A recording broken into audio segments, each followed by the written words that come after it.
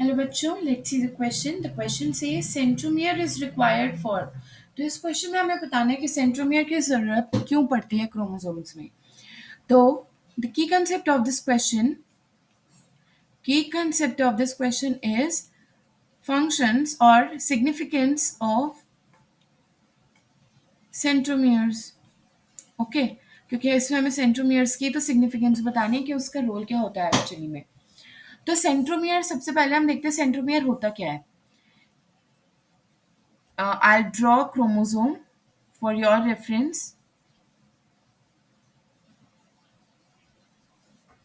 Consider this is a chromosome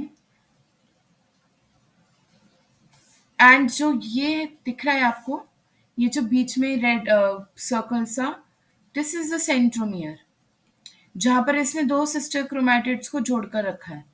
and ये जो मैंने ये वाली चीज बनाई है ना, ये दिस इज काइनेटोकोर। काइनेटोकोर।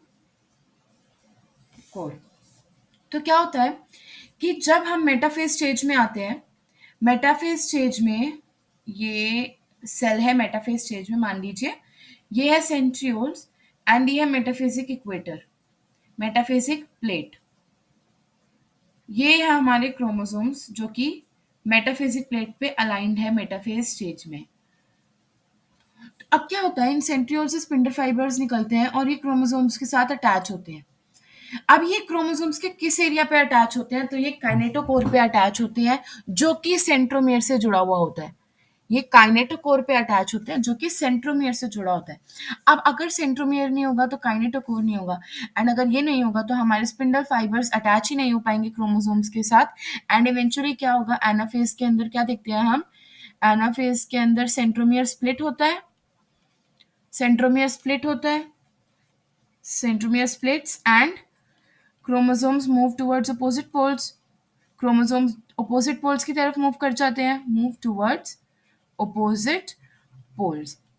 तो इसका मतलब हम क्या कह सकते हैं, हमें सेंट्रोमियर की जरूरत क्यों होती है, for the movement of chromosomes towards opposite poles. So correct answer will be option number A. I hope you all understood it well. Best of luck.